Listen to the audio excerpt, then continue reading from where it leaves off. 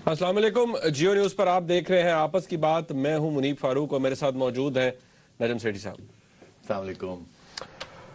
Programme में सबसे पहले कुछ बात हो जाए वफाकी हुकूमत के हवाले से। कुछ एक जैसे ऑफिशियल रिस्पांस है वो सामने आया है। हुकूमत क्या प्लान कर रही है इसके हवाले से थोड़ी डिस्कशन होगी। को आपस की बात और अंदर की बात भी आपको बताएंगे। थोड़ा सा आगे चल के प्रोटेक्शन ऑफ पाकिस्तान ऑर्डिनेंस और उसका असर क्या होगा, जो मिसिंग पर्सन्स के हवाले से एक बहुत बड़ा इशू रहा है हमारे मुल्क के अंदर और सुप्रीम कोर्ट ने उस मैटर की कॉग्निजेंस ली हुई थी। अभी भी केसेस पेंडिंग है बिफोर द सुप्रीम कोर्ट और अभी भी जो वो सारा मामला है वो सुप्रीम कोर्ट में चल रहा है, उसके हवाले से बात होगी। कुछ दिन पहले बलूचिस्तान की सूरत हाल के हवाले से जो करंट इस वक्त सर्विंग IGFC हैं, उन्होंने क्या कहा था सेनेट की जो कायमा कमेटी है उसके सामने फॉर इंटीरियर। कुछ बड़ी अहम इंस्ट्रक्टिव बातें थी। मैं चाहता हूं कि उन पे थोड़ी डिस्कशन हो कि वो कितनी वैलिड बातें हैं और कितना उनमें वजन है, कितना अच्छा डिफेंस पेश कर सके हैं FC के IG अपनी फोर्स के हवाले से। और जो इल्जामात FC के ऊपर लगे हैं, क्योंकि ये मैं आपको बताता चलूं कि एक केस रहा है मिसिंग पर्सनस का भी और मुख्तलिफ इल्जामात इस हवाले से आए हैं, अब्यूज ऑफ पावर के इल्जामात आए हैं। तो आज के प्रोग्राम में ये सब कुछ डिस्कस होगा, लेकिन कुछ जरा आपस की बात भी पहले होगी और नजम साहब से परवेज मुशर्रफ साहब के ट्रायल के हवाले से भी कुछ थोड़ी सी आपस की बात हो जाए। नजम साहब, वैसे बात है आज परवेज रशीद साहब वफाकी वज़ीर इत्तलात व नशरियात और वो भी लाहौर में मौजूद थे। ख्वाजा साद रफीक साहब भी मौजूद थे। ये वो कोर टीम है ना मियाँ साहब की वफाकी हुकूमत की। अच्छा, वैसे परवेज साहब जो है ना, परवेज साहब जो हैं वो स्पिन बॉलिंग कराते हैं और ख्वाजा साहब बाउंसर्स कराते हैं। लेकिन आज जो मुख्तलिफ सवालात, जारी बात है जब रिपोर्टर से होता है इंटरेक्शन तो परवेज साहब से मुख्तलिफ सवालात पूछे गए। अब आज जब परवेज साहब से एक सवाल पूछा गया और वो था गालिबन कि परवेज मुशर्रफ साहब का जो दिल है वो कमज़ोर है, या तो उसके हवाले से जो रिपोर्ट आई है वो ये कि जी उनको दिल का अर्जा है और वो किसी वक्त भी बड़ा अनप्रिडिक्टेबल है। तो उसके हवाले से परवेज रशीद साहब का रिस्पांस जो था ना, वो ज़रा इस क्लिप पे देखते हैं। देखिए, परवेज मुशर्रफ साहब का कुछ भी कमजोर नहीं है।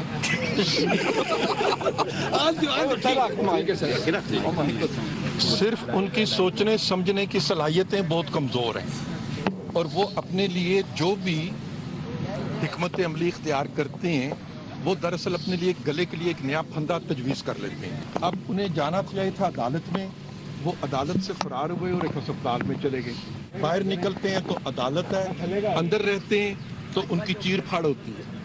अब चीर फाड़ जो है, भाई तुमने इस चीर फाड़ के सामने खुद अपने आप को ला के रख दिया। इसलिए मेरी उनसे फिर दरख्वास्त है, उनसे गुजारिश है कि चीर फाड़ से बचने के लिए आप अपने आप को कानून के हवाले करें। पाकिस्तान के कानून में ऐसी कोई गुंजाइश नहीं कि कोई मुल्ज़म अपने मुल्क से बाहर चला जाए। अच्छा, ये परवेज मुशर्रफ साहब के नहीं, मैं इसलिए वो जो पहला उनका सेंटेंस था ना, इनफैक्ट जिस पे खुद भी वो मुस्कुराए। उन्होंने कहा जी उनका वो तो इसलिए मुस्कुराया बिकॉज़ बाकी लोगों ने ही करना शुरू कर दिया। तो क्या मतलब क्या कहना चाह रहे हैं? मैं कुछ नहीं कहना चाह रहा, मैं सिर्फ ये कह रहा हूँ कि उनका रिस्पांस था। इवन एक्चुअली ही रियलाइज्ड बाद में कि वो शायद उसकी डिफरेंट कॉनोटेशंस थी। I think that's sitting below the belt. मैं इतनी सॉरी कर लेते हैं। लेकिन परवेज मुशर्रफ साहब के हवाले से जो उनका बयान था, ये वफाकी हुकूमत की इसको पॉलिसी समझा जाए, उन्होंने बड़ी हार्ड लाइन ले ली है। वो कहते हैं कानून में भी कोई गुंजाइश नहीं है और उनको वो बिल्कुल बंद गली के अंदर चले गए हैं। तो क्या फेडरल गवर्नमेंट बस ये फाइनल हो गया है कि नहीं, बाकी कि इनको नहीं जाने देना? देखिए, आपको पता है अभी कल ही बात हो रही थी और मैंने आपको कहा चिड़िया की ये खबर है कि फेडरल गवर्नमेंट ने फैसला कर लिया कि ये अदालत में आएंगे, इंडैक्टमेंट होगी और कन्विक्शन की तरफ जाएंगे। अगर किसी स्टेज पे इनको इस कोर्ट में कोई सहूलत मिलती है या कोई रिलीफ मिलती है तो गवर्नमेंट चैलेंज करेगी उसको और गवर्नमेंट तो सुप्रीम कोर्ट तक ले जाएगी उसको। आई थिंक गवर्नमेंट का इंटेंशन ये है कि let the law take its course. अगर लॉ टेक्स इट्स कोर्स और कन्विक्शन हो जाती है तो फिर गवर्नमेंट उस पोजीशन में होगी कि क्या कोई पार्डन करना है, नहीं करना, रिप्रीव देनी है, कुछ करना है, नहीं करना। तो अब देखिए, मुझे ऐसे लगता है कि ये बिल्कुल वही रूट इख्तियार किया जा रहा है कि कानून की बालादस्ती।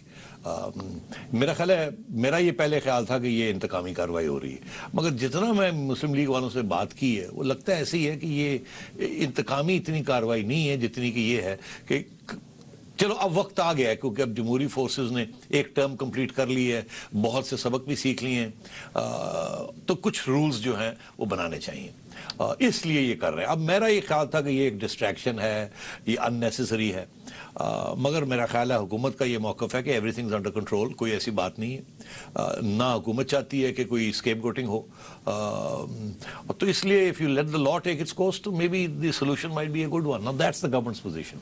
So we have to wait and see کہ کیا گورنمنٹ کا موقف جو ہے وہ کوئی ڈی اسٹیبلائزیشن ہوتی ہے کہ نہیں ہوتی. مگر کچھ لوگ وہاں ایسے بھی ہیں جو یہ سمجھتے ہیں کہ this is very important.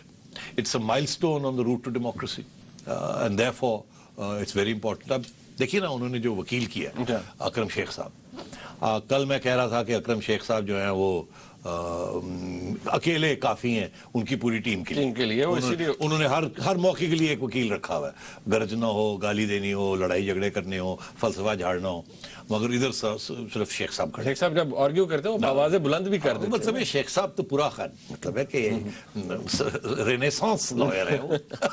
مطلب ہے کہ گرجنا ہو تو گرج بھی لیتے ہیں, آنکھیں نکالنی ہو تو آنکھیں بھی نکال لیتے ہیں, مرم پٹی کرنی ہو تو وہ بھی کر لیتے ہیں, بلی کی طرح پر کرنا ہو تو وہ بھی کر لیتے ہیں, شیر کی طرح گرج. تو وہ ہی از اے مین فار آل سیزنس. تو مجھے کسی نے کہا کہ یار آپ نے شیخ صاحب سے بڑی زیادتی کی. میں نے کہا کیوں, میں نے کیا کیا؟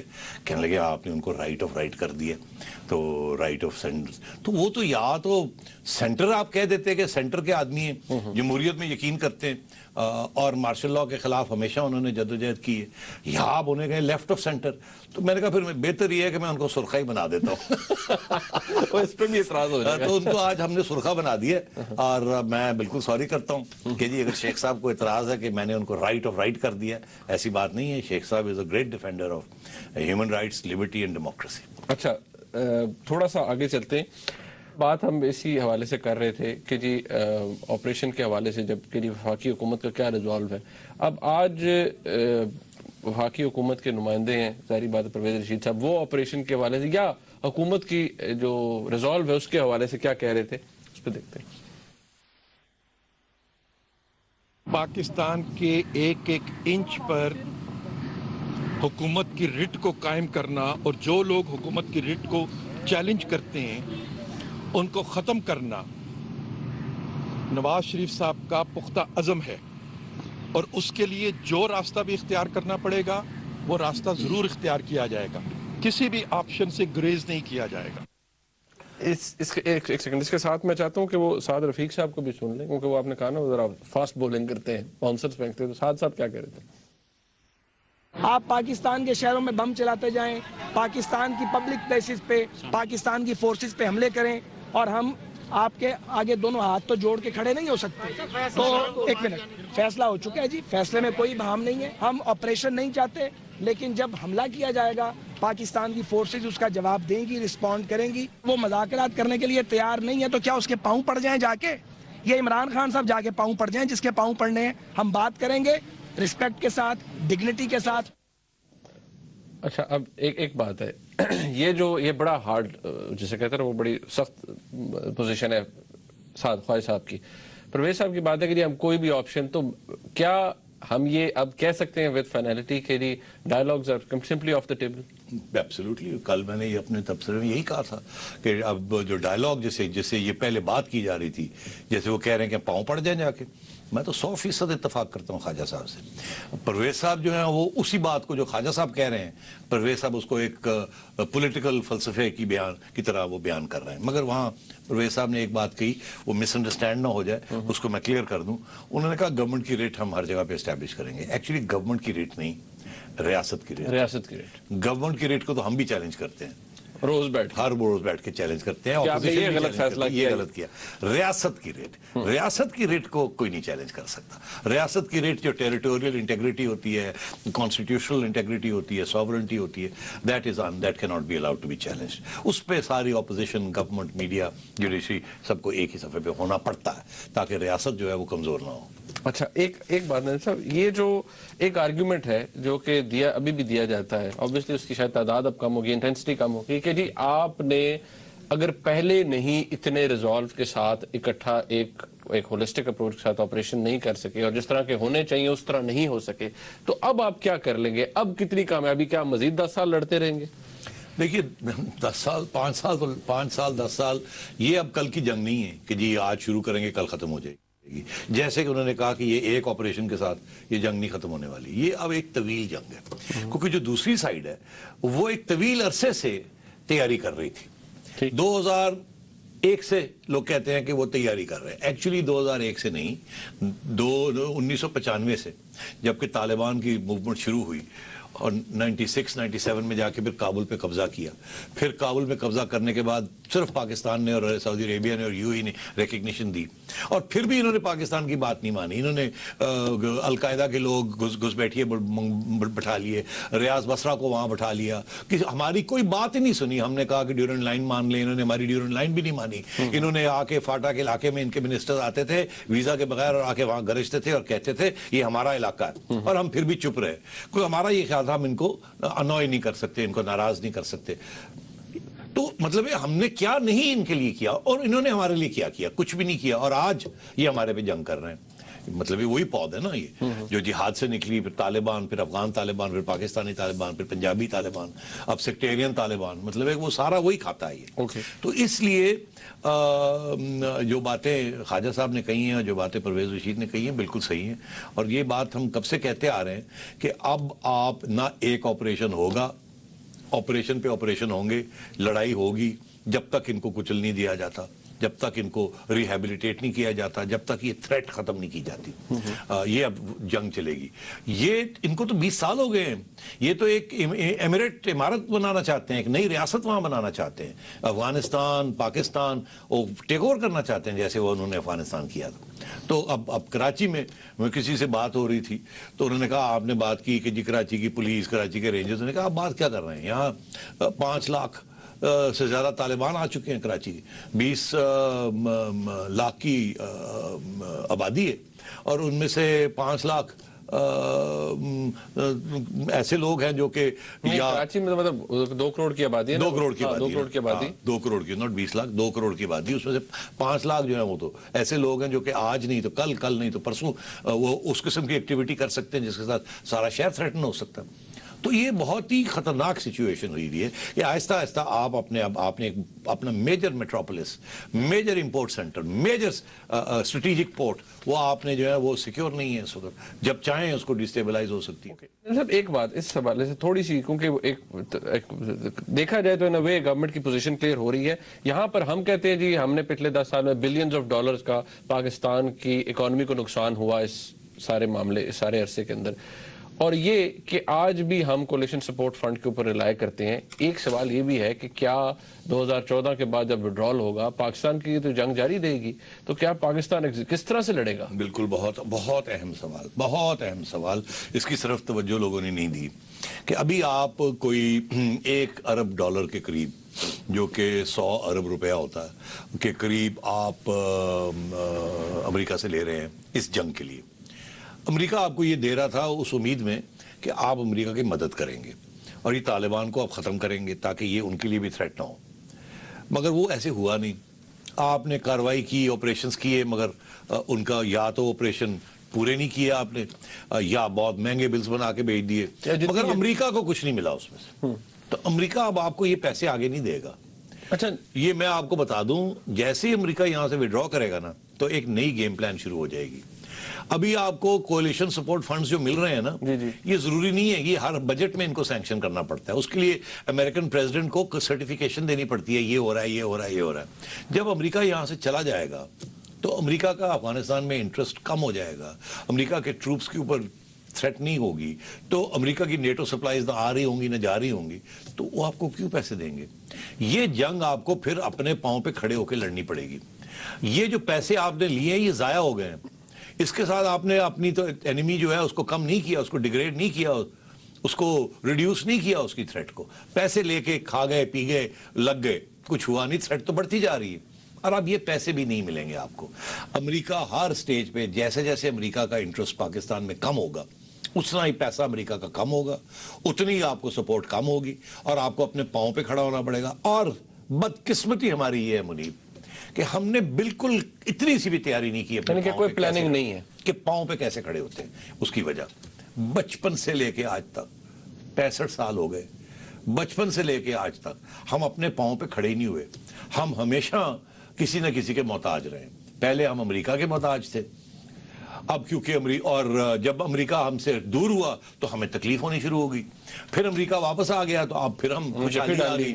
अब अमेरिका लॉन्ग टर्म के लिए, ये मीडियम टर्म के लिए इस एरिया से जा रहा है इन अ डायरेक्ट सेंस, इनडायरेक्टली तो रहेगा। तो उस किस्म की इमदाद जैसे आपको पहले मिलती थी फिर नहीं मिलेगी। मतलब क्या आप कह रहे हैं कि हम उसी तरह से अबैंडन हो रहे हैं, हो जाएंगे खुदा न खास्ता? जैसे अबैंडन क्या यार, अबैंडन से क्या मुराद? मतलब जैसे कहा जाता है ना कि जब खत्म हुई अफगानिस्तान वाला सारा मामला, आप तो ऐसे बात कर रहे हैं जैसे कि या आप उनकी औलाद हैं और आपको अबैंडन करके जा रहे हैं, या आपके कोई रिश्ता है उनके साथ जिसको वो तोड़ रहे हैं। कोई रिश्ते विश्ते नहीं होते रियासतों के दरमियान, इंटरेस्ट होते हैं, मफाद होते हैं। जब उनका मफाद नहीं है आप में तो आपके साथ क्या वो करेंगे? इसे कारोबार है ये यार, रियासत चलाना ये कारोबार है, इसमें दोस्ती दुश्मनी नहीं होती। कल के दुश्मन आज के दोस्त होते हैं, आज के दोस्त कल के दुश्मन बन जाते हैं। हम तो रोना धोना ही डालते रहने के लिए अमेरिका का काम निकल गया अगेंस्ट द सोवियत, तो हमें छोड़ के चले गए थे। तो बात ये है कि अमेरिका आया ही इसीलिए था ना। और ये आप और मैं एक दिन प्रोग्राम करेंगे, मैं आपको पूरा एक प्रोग्राम इस पे करेंगे कि कैसे हमने पूरी कोशिश की, कायदे आजम मोहम्मद अली जिन्ना से लेके लियाकत अली खान और उसके बाद जो लोग आए, अयूब खान वगैरह, हमने वो 10 साल पार्टीशन के बाद हमारी क़यादत, सियासी क़यादत और मिलिट्री क़यादत ने भाग दौड़ कितनी की कि किसी न किसी तरीके के साथ अमेरिका को यहाँ लाया जाए और अमेरिका को ये समझाया जाए कि हम आपके दोस्त हैं, हम आपके लिए हर काम करने के लिए तैयार हैं, इधर आओ तो सही, कुछ 4 पैसे तो दो, जो कहोगे कर लवांगे। ऐसी ऐसी चीजें हैं तारीख में लिखी हुई, जब मैं वो बात करूंगा तो लोगों के रोंगटे खड़े हो जाएंगे कि हमारे लीडर्स ऐसी ऐसी बातें करते रहे। वो विकीलीक्स का प्यो है वो, जो सारी जो डिटेल्स हैं हमारे पास, कि हमारे लीडरों ने कैसे जाके पाकिस्तान को बेचा अमेरिका के आगे और कहा हम हर चीज करने के लिए तैयार हैं, आप बोलिए, हम हुक्म, आप मास्टर्स हैं हमारे। What can we do for you, what can we do for you, जो कहेंगे। यहां तक एक सीनियर सियासी लीडर का बयान है जो कि रिकॉर्डेड है और नोटबुक्स में है, वो सारा आपको प्रोड्यूस करूंगा मैं, जिसमें ये कहा गया कि आप समझें ये फौज आपकी है, आप हमें ये दे दें, समझें ये आप ही की फौज होगी। अयूब खान ने कहा था। बहरहाल मैं आपको पूरे इसके डिटेल्स, इसका हवाला, इसके रेफरेंसेस सारे दूंगा। तो इस किस्म के तो हमारे लीडर्स रहे हैं। आज आप कहते हैं अबैंडन, वो तो आना नहीं चाहते थे, आप जबरदस्ती ले आए, फिर उनका सोवियत यूनियन के साथ एक मसला बन गया। हमारी स्टेट तो पीटती रही कि लफ्ज अबैंडन इस्तेमाल करती रही। अबैंडन वो पता क्या कहते हैं, हुसैन हक्कानी की किताब पढ़ लें, जैसे भी जो भी आप समझते हैं, बहुत सी और भी चीजें हैं। वो कहते हैं कि अमेरिका ये रोता है कि हमारे साथ पाकिस्तान ने दोगलापन किया, हमें कहा ये करेंगे तो हमसे पैसे ले लिए और वो भी नहीं किया और पैसे भी ले लिए। तो वो आपसे, आपके ऊपर ये इल्जाम लगाते हैं, आप ये कहते हैं कि पैसे तो ले ले, अजब भी कर लिया, डकार भी मार लिया, तो जाके थे रहेगा, तो वापस आओ। एक ब्रेक का वक्त है जी, ब्रेक से वापस आएंगे। तो प्रोटेक्शन ऑफ पाकिस्तान ऑर्डिनेंस और जो मिसिंग पर्संस का मामला है, उसके ऊपर क्या असर पड़ेगा और क्या इस कानून को, इसका गलत इस्तेमाल भी मुमकिन है, इसके बारे में बहुत से एतराजात हैं, उन पर बात होगी एक ब्रेक के बाद। और साथ रहिएगा।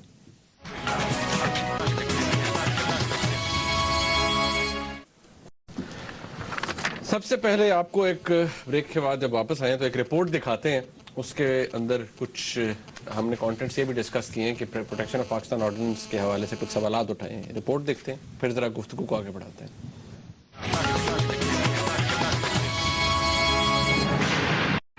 लापता अफराद के केस ने पाकिस्तान में पहली बार मुल्क की ताकतवर सिक्योरिटी और खुफिया एजेंसियों को कानून के सामने जवाबदेह बना दिया था। साबिक चीफ जस्टिस साहब की इस केस में दिलचस्पी ने उसको एक हाई प्रोफाइल केस बना दिया था और इसी सिलसिले में उन्होंने अपने दौर के आखिरी दिनों में खैबर पख्तूनख्वा के 35 लापता अफराद के हवाले से ऑर्डर जारी किया कि उन्हें 7 दिन के अंदर अंदर सुप्रीम कोर्ट में पेश किया जाए। इस ऑर्डर के बाद सिक्योरिटी इदारों ने वजारत दिफा के जरिए नजरसानी की दरखास्त दायर कर दी और जस्टिस जवाद एस ख्वाजा की सरबराही में बेंच तश्कील कर दिया गया। एक तरफ जहां हुकूमत और सिक्योरिटी इदारों के सर पर तलवार लटक रही है, तो दूसरी तरफ हुकूमत ने तहफ़्फ़ुज़ पाकिस्तान ऑर्डिनेंस का तरमीम शुदा मुसव्वदा सदर के दस्तखत से जारी कर दिया है।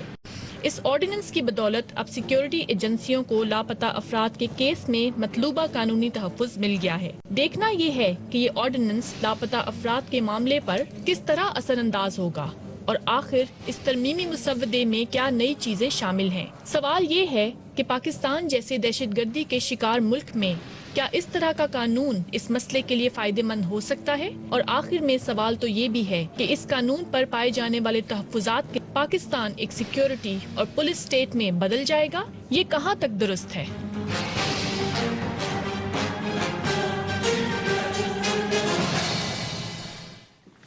رپورٹ آپ نے دیکھی سیٹھی صاحب، ویسے یہ پاکستان کی افواج نے تھرو ڈیفنس منسٹری یہ چیلنج بھی کیا ہے، وہ ورڈکٹ ریویو کے لیے درخواست دی ہے کہ جو 10 دسمبر کو فارمر چیف جسٹس صاحب نے جو ورڈکٹ دیا تھا کہ وہ جو 35 لوگ ہیں جی ان میں سے 7 پروڈیوس ہوئے ہیں، باقیوں کے لیے ذمہ دار فوج ہے، انہوں نے کہا جی یہ فوج کے مرال کے لیے بہت برا ہے اور ایسا نہیں کرنا چاہیے، یہ مطلب یہ فیصلہ اس کو ریویو کیا جائے۔ یہاں تک کہا گیا ہے کہ اس کو ان جو لائنز ہیں ان کو اس طرح سے نکالا جائے ایز اف کہ یہ آرڈر دیا ہی نہیں گیا تھا، اس ایکسٹینٹ تک پلیڈ کیا گیا کورٹ کے سامنے۔ آپ کو لگتا ہے کہ اس پرٹیکولر ایشو کے اندر، اس معاملے کے اندر، کیونکہ اس کے اندر ہم نے بڑی تعریف بھی کی ہے عدلیہ کی، کیا عدلیہ کی طرف سے جو فیصلے آئے ہیں وہ قانون کے ٹچ سٹون کے اوپر آتے تھے؟ دیکھیے اب یہ تو لمبی بحث ہے کہ قانون کے ٹچ سٹون کے اوپر کون سے فیصلے، یہ رہنے دیں، اس بحث کو آپ نہ جائیں، چلیں اس کے لیے تو کتاب لکھیں، وہ ایک مضمون لکھتے ہیں تو اس کے اوپر بھی لوگوں کو پریشانی ہو جاتی ہے، آپ میرا سمجھ رہے ہیں، تو اس لیے اس کو رہنے دیں۔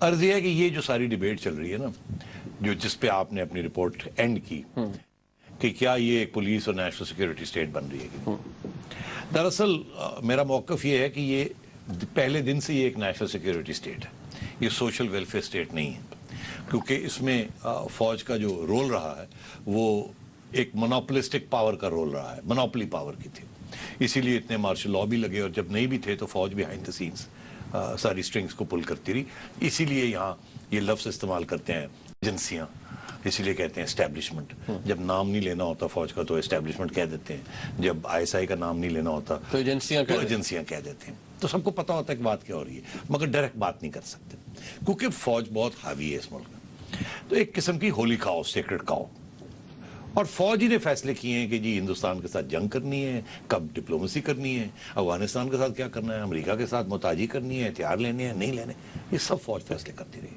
ہمارے سیاستدان انگوٹھے لگاتے رہے۔ اب ایک ایسی سٹیج آ گئی ہے کہ ہمارے سیاستدان کہہ رہے ہیں کہ یار بس کرو، ہماری بات بھی سن لو، یہ راستہ جو آپ نے اختیار کیا ہے یہ بہت خطرناک ہے، اور اس کی وجہ سے یہ جو ساری جو سیکیورٹی کے پرابلمز ہیں وہ ایک نیشنل سیکیورٹی اسٹیٹ کو نے اپنے لیے سیکیورٹی کے پرابلمز بنا لیے ہیں، تو اس لیے اس کو اب جمہوری اسٹیٹ بنانا پڑے گا تاکہ یہ سیکیورٹی کے پرابلمز جو ہیں ان کو ختم کیا جائے۔ یہ ڈیبیٹ، اس ڈیبیٹ کے اندر پہلے یہ ہوتا تھا سیویلینز ایک طرف ہوتے تھے، فوج دوسری طرف ہوتی تھی، کیونکہ فوج حاوی تھی، سیویلینز برداشت کرتے تھے انگوٹھے لگانا کو، اور چوائس نہیں تھی۔ اب یہاں ایک ڈیموکریٹک پروسیس چل پڑا ہے، عدلیہ اور میڈیا، یہ دو نئی ڈیولپمنٹس ہیں، اور یہ ایک گورنمنٹ نے ایک ٹرم کمپلیٹ کی جیسے بھی تھی کمپلیٹ کی، یہ بھی ایک نئی ڈیولپمنٹ، اسموتھ ٹرانزیشن ہوئی۔ یہ بہت ریئر ہوتا ہے اس طریقے سے، جہاں 3-4 دفعہ حکومت جو الٹ گئی ہو، ملٹری کی انٹرونشن ہو، اور پھر بھی یہ ادارے جو ہیں ابھر رہے ہیں اور اسٹرانگ ہو رہے ہیں، اس لیے لوگ کہتے ہیں کہ اب وہ مارشل لاء کا دن جو ہے وہ چلے گئے ہیں، یہ جا رہے ہیں، تو یہ بڑی اچھی ڈیولپمنٹس ہیں۔ مگر آگے کیا؟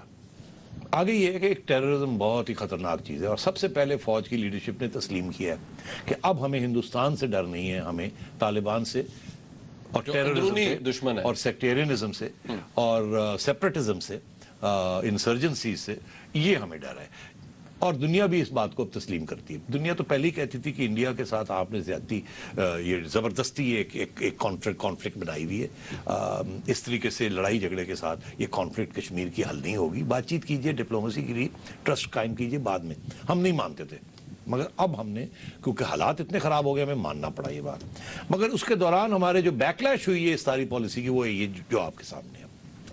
اب اس کو کیسے ختم کیا جائے؟ پولیس کمزور ہے، ریسورسز نہیں ہے، ریسورسز ساری یا فوج کے پاس جاتی تھی، یا امیروں کی جیبوں میں جاتی تھی، یا کرپشن میں جاتی تھی، ایسی تھا نا، اور یا 500-600 ارب روپے جو پلفریج ہے، مطلب ہے کہ، اور وہ پبلک سیکٹر کارپوریشنز جو کہ بلیڈ کر رہی ہیں، وہاں اگر 10 لوگوں کی ضرورت ہے تو 20 لوگ بھرتی ہوئے ہیں، اس طریقے سے یہ ریاست چلی، اور امریکہ کے پیسہ آتا تھا لالا خیر صلی اللہ، فوج بھی لیتی تھی، سیاستدان بھی کھاتے تھے، IMF بھی دیتی تھی، اس لیے قرضے بھی بڑھتے گئے، اور اب جو محتاجی کا صورتحال ہے آپ کے سامنے، اب کیا کیا جائے؟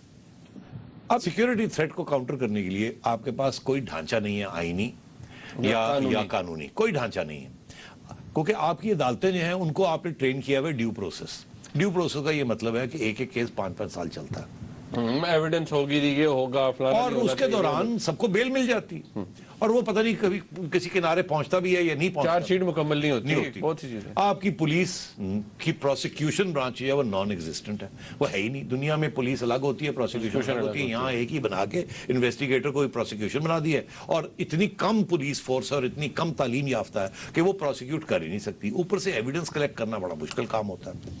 तो ये सारी वजूहत से कन्विक्शंस नहीं होती इस मुल्क में, केस कंक्लूड ही नहीं होता, या कंक्लूड हो तो कन्विक्शन नहीं होती, एक्विटल हो जाती।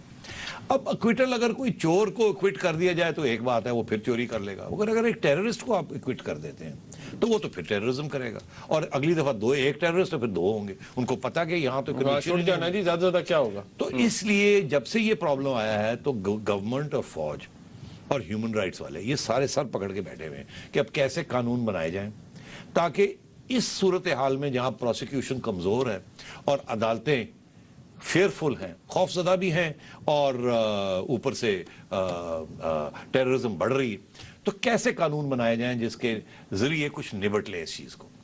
तो उस सिलसिले में इन्होंने वही मॉडल फॉलो किया है जो कि एडवांस डेमोक्रेसीज भी ये करती हैं, यहाँ ड्यू प्रोसेस होता है। इंडिया से बड़ी डेमोक्रेसी नहीं है कोई, अमेरिका से बड़ी डेमोक्रेसी कोई नहीं है, मगर जिस किस्म के वहां खतरनाक नेशनल सिक्योरिटी के लिए कानून बनाए उन्होंने, कश्मीर को टैकल करने के लिए इंडिया में, नॉर्थ ईस्ट में जो माओइस्ट इंसर्जेंसीज हैं उनको टैकल करने के लिए, नागालैंड की सेपरेटिज्म को, मिजोलैंड की सेपरेटिज्म को टैकल करने के लिए उन्होंने बहुत सख्त कानून बनाए हैं, जहां कोई ड्यू प्रोसेस कोई नहीं है, बिल्कुल कोई ड्यू प्रोसेस नहीं है। वहां ह्यूमन राइट्स को ऐसे ट्रैम्पल किया जाता है उसके ऊपर कि वहां कोई बोल नहीं सकता, यहां तक कि फॉरेन जर्नलिस्ट को भी नहीं वहां जाने देते। अमेरिका ने होमलैंड सिक्योरिटी जो बनाई है और जो FBI इतनी सख्त है ऑन टेररिज्म के आप इमेजिन नहीं कर सकते, किसी को उठा के ले जाए अंडर नेशनल सिक्योरिटी पता ही नहीं चलता, पहले पता नहीं, वहां भी मिसिंग हो जाता है, मगर हर जगह पे फंडामेंटल राइट्स भी हैं। तो अब यहां हमने भी यही फैसला करना है कि किस हद तक हमने रियासत को बचाना है, उसको स्ट्रॉन्ग करना है, और ये जो लूप होल्स हैं इसको प्लग करना है। इस साथ साथ जो फंडामेंटल राइट्स हैं उनको ऐसे नहीं करना कि ये मिस यूज हो जाए कानून। हमारी हिस्ट्री में गवर्नमेंट्स जो हैं वो मिस यूज करती रही है कानून को, फौज मिस यूज करती रही है कानून को। जब किसी को मिसिंग करना होता था तो वो ग्रे एरिया के अंदर ले जाते थे और अदालतों से उनके पास पावर्स ही नहीं होते थे, और पॉलिटिकल अपोनेंट्स के साथ ये किया, भुट्टो साहब के जमाने से ये शुरू, अयूब के जमाने से शुरू, सियासतदानों ने भी सियासतदानों के साथ किया, टेररिज्म के केस फौज ने सियासतदानों के साथ किया, सियासतदानों ने अपने साथ किया। तो अब क्योंकि यहाँ ये खदशात हैं कि अगर कोई सख्त किस्म का कानून बना लिया जाए टेररिस्ट के लिए, मगर वो अगर हुकूमतें और फौज अपने पॉलिटिकल अपोनेंट्स के लिए इस्तेमाल करना शुरू कर दें तो उसका क्या होगा। तो ये अब balancing act between human rights organisations on the one hand, the forces of civil society and democracy, दूसरी तरफ फौज जिसको सख्त कानून चाहिए टेररिज्म को टैकल करने के लिए, अदालतें जो फाइनल गार्डियंस हैं फंडामेंटल राइट्स, और हुकूमत जो हर तरफ से घिरी हुई है और जिसको स्ट्रॉन्ग लॉ चाहिए ताकि लोगों को जो अरेस्ट किया जाए तो वो छोड़ ना जाए, वापस जाके लड़ाई ना करें। ये 4 स्टेक होल्डर्स हैं जिन्होंने बैठ के अब ये फैसले करने हैं। सबका मौकफ एक हद तक सही है और एक हद से बाहर वो उनका मौकफ सही नहीं। अच्छा, एक मिनट, यहाँ ब्रेक का वक्त है, मैं जब वापस आऊंगा इस कानून के हवाले से आमतौर पर जो सवाल है कि इसको अमेंडमेंट 2014 की इस ऑर्डिनेंस को क्यों कहा जाता है, कोर्ट के अंदर प्रेजेंट कर दिया गया, फर्क क्या है, और ये इस मसवदे के अंदर क्या चीज नई शामिल की गई है, इस पे बात करेंगे और आपकी कॉल्स भी लेंगे ब्रेक के बाद। हमारे साथ रहिएगा।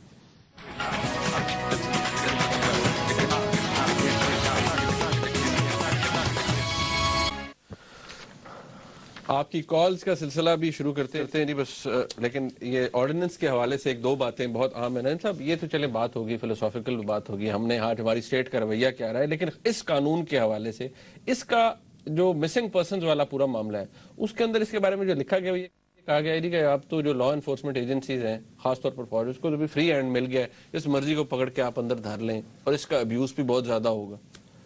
देखिए, ये कानून को 5 साल पहले आना चाहिए था, मगर ये कानून नहीं आया 5 साल पहले। वो कोताही है उस पिछली हुकूमत की कि उनके ऊपर फौज कहती भी रह गई कि कानून बना लें।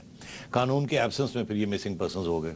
कानून होता तो ये मिसिंग ना होते, इनके नाम پتا سب کو پتا ہوتا کہ یہ زندہ ہے، یہ ہے، وہ ہے. اور وہ جو پھر ریاست کے ادارے جو پھر زیادتیاں کرتے ہیں جن کے بارے میں وہ سمجھتے ہیں کہ یہ ٹیررسٹ ہیں یا اینٹی اسٹیٹ ایلیمنٹس ہیں، وہ نہ ہوتا، پھر وہ ایک دائرے کے اندر رہتے. جب دائرہ نہیں ہو تو پھر وہ جہاں مرضی جائیں. اب مسئلہ کیا بن گیا؟ مسئلہ یہ ہے نا کہ قانون تو حکومت نے بنایا، ایک بینچ بیٹھا ہوا ہے جو کہ یہ مسنگ پرسنز کے اوپر کافی عرصے سے کہہ رہا ہے پروڈیوس، اور نہ ایف سی نے تعاون کیا نہ فوج کر رہی ہے. پھر ججمنٹ میں بھی فوج کے خلاف اور ایف سی کے خلاف ریمارکس بھی آ گئے کہ یہ تعاون نہیں کرتے، یہ سمجھتے کہ ذمہ دار ہیں اور یہ ریاست ودن ریاست ہیں اور یہ نہیں ہم مانتے. تو یہ بات اب چل پڑی ہے اور کسی نہ کسی سٹیج پہ یہ پروڈیوس کرنے پڑیں گے اب، اور کرنے چاہیے تھے، اور آ کے عدالت کے قدموں پہ گر جانا چاہیے تھا کہ بس غلطی ہو گئی. یا پروف بھی ساتھ کریں تو مطلب ہے اب وہ کیونکہ خلا میں انہوں نے اٹھایا تھے تو قانون کی کو بریک کیا تھا. اب وہ کیسے ایڈمٹ کریں اس کو کہ قانون کو ہم نے توڑا تھا، کہ ہم نے لوگ اٹھا لیے کسی قانون کے تحت نہیں، کوئی چارج نہیں، کوئی کچھ نہیں، پروڈیوس نہیں کیا، مسنگ کر دیا، نہیں انلیگل ہے. اب وہ پھنس گئے ہیں اس کے اندر.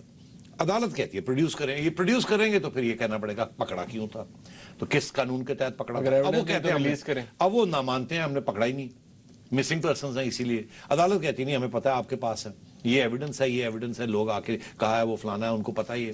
یہ پھنسے ہوئے ہیں یہاں. عدالت بھی چھوڑ نہیں رہی ہے، وہ بھی پکڑ کے بیٹھی ہوئی. چیف جسٹس افتخار چودھری صاحب چلے گئے اور جواد خواجہ صاحب بیٹھے ہوئے ہیں، اور وہ بالکل صحیح کہہ رہے ہیں. جواد خواجہ صاحب، جج صاحب بالکل صحیح کہہ رہے ہیں کہ یہ چیز کو کلوجر ہونا پڑے گا، اس کو ایسے نہیں ہم چھوڑیں گے. یہ کہیں نہ کہیں کسی کنارے آ کے یہ بات جو ہے ٹکرانی، ہمیں آپ ہمارا ایک ڈیمانڈ ہے اس کو پورا کریں.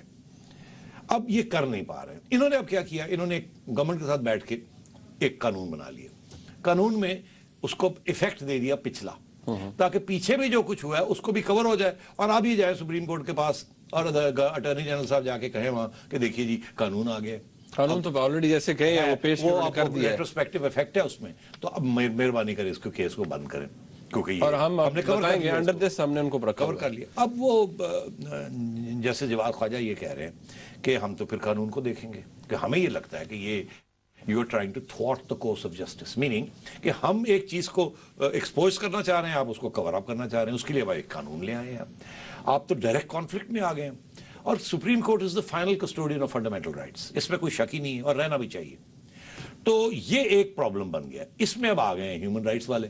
وہ کہتے ہیں کہ جی اس قسم کے سخت قانون کا اگر مس یوز ہوا تو اس کو کون پروٹیکٹ کرے گا؟ مطلب کسی کو کوئی اٹھا لے اور کوئی اور وجہ اٹھایا کوئی بھی ہو جائے تو پھر اس لیے پھر گورنمنٹ نے 3 کیٹیگریز بنا دی. کہ ایک وہ بنا دی ہیں جن کو پریونٹیو ڈیٹینشن میں رکھنا ہے، اگر تب سے پتہ لگا کہ منیف فاروق جو ہے وہ گڑبڑ کرنے جا رہا ہے، مگر وہ اتنی موٹی چوڑی گڑبڑ نہیں، چھوٹی موٹی گڑبڑ، تو اس کو پکڑ کے منیف فاروق ضرور ہوگا وہ 3 ماہ کے لیے رکھ دیا.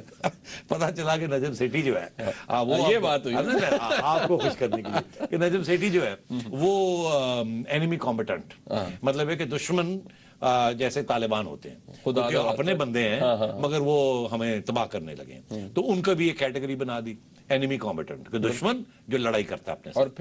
اور پھر بنا دیا اینیمی ایلین. ایلین وہ ہوتا ہے جو کہ نان پاکستانی ہو، جیسے ازبیک چیچک آئے ہوئے، پھر ان کو وہ بھی ظاہر ہے وہ بھی ایلیگل آئے ہوئے، وہ دشمن ہے. تو 3 کیٹیگریز بنا دی، اور میں سمجھتا ہوں بڑی اچھی کیٹیگریز بنائی ہیں. آئی ٹوٹلی اگری کہ یہ کیٹیگریز ہونی چاہیے، اینیمی ایلین، اینیمی کمبیٹنٹ. کیونکہ اینیمی کمبیٹنٹ تو ہمارے یہاں تو ایک انسرجنسی بھی چل رہی ہے اور ایک اس کے اوپر کے لوگ ہیں، سارا کچھ ہو رہا ہے یہاں. تو وہ کیا ہے، ان کو کس کیٹیگری میں آپ لے کے آئیں گے؟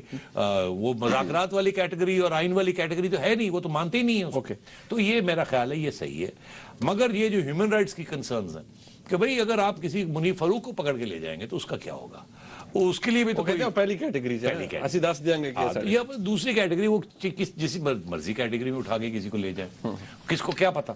تو اس لیے وہ بھی صحیح کہہ رہے ہیں. تو یہ صحیح بیلنس ملنا چاہیے. اور میں سمجھتا ہوں سپریم کورٹ کو ناراضگی جو تھی وہ گورنمنٹ تک پہنچ گئی تھی. انہوں نے پھر اس کو ڈائلیوٹ کیا، کوئی تھوڑی سی امینڈمنٹ کی ہے تاکہ پھر لے کے گئے. اور میں سمجھتا ہوں سپریم کورٹ اس کو دیکھے اور ایک فراخ دلی کے ساتھ دیکھنا چاہیے، بیکاز یہ بڑا سیریس ٹیررزم کا ایشو ہے. اور اگر اس کو تھوڑی سی بھی اس کی لائف ہو جائے تو اس لائف کے اندر they can tackle terrorism, because یہ پروسیکیوشن ہے نہیں، ان کو ڈیٹین کرنے پڑیں گے. اور ایسا قانون مجبوری ہے لانا چاہیے. Absolutely totally agree with you. Okay, اب ہمارے ساتھ کالر کافی دیر سے ہیں جی لائن. حامد مظہر صاحب ہے لاہور سے. جی السلام علیکم. وعلیکم السلام. میں سیٹھی صاحب سے ایک سوال ہے کہ جو لوگ ٹیررزم کی ٹریننگ کے لیے نیبرنگ کنٹریز میں چلے گئے ہوئے ہیں، ان کے لیے ہمارے پاس کیا جواب ہے؟ गुड क्वेश्चन जी। नेबरिंग कंट्री तो फ्रैंकली दो ही हैं जहां लोग जाते हैं ट्रेनिंग वेनिंग के लिए।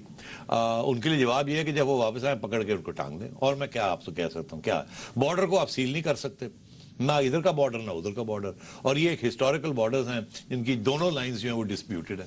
एक तरफ अफगान नहीं मानते एक बॉर्डर को, दूसरी तरफ आप नहीं मानते इंडिया के साथ जो बॉर्डर है। तो मसला है कि ये पोरस बॉर्डर्स हैं, लंबे लंबे ओवर 1000 किलोमीटर्स बॉर्डर्स हैं। ये पहाड़ है एक तरफ, दूसरी तरफ प्लेन्स हैं, बड़ा मुश्किल है टू पेट्रोल दम। सो ये तो होगा।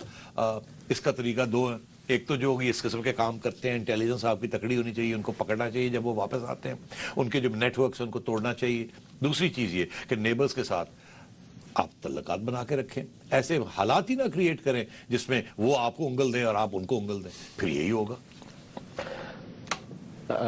सॉरी इसका अच्छा, बहरहाल इस कानून के हवाले से एक सवाल ये है कि अगर इस कानून को अल्ट्रा वायरस कंसिडर करके या against the fundamental rights consider करके इसको स्ट्राइक डाउन कर दिया जाता है और कहा जाता है कि ये कानून के फंडामेंटल राइट्स के खिलाफ वर्जी है, तो फिर क्या वो वैक्यूम क्रिएट नहीं होगा जिसके बारे में पहले फौज की लीडरशिप कहती रही कि हमारे पास कानून नहीं है? बहुत अच्छा सवाल है और मेरी उम्मीद है कि ऐसे ना हो। उसकी वजह यह है कि ये कानून की सख्त ज़रूरत है।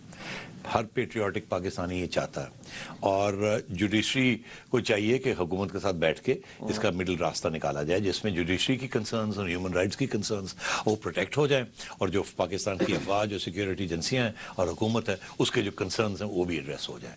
ये कोई मिडिल रास्ता निकालना चाहिए। सारी दुनिया में मिडिल रास्ते हैं, सख्त कानून भी हैं और प्रोटेक्शंस भी हैं। ये वो बैलेंस की जरूरत है। Striking down a full ordinance like this not a good idea. वो वैक्यूम भी नहीं क्रिएट होना चाहिए। ओके, बहुत शुक्रिया नाज़रीन, आपने आज का प्रोग्राम देखा। इसका फीडबैक हमें जरूर दीजिएगा। देखने का बहुत शुक्रिया। खुदा हाफिज।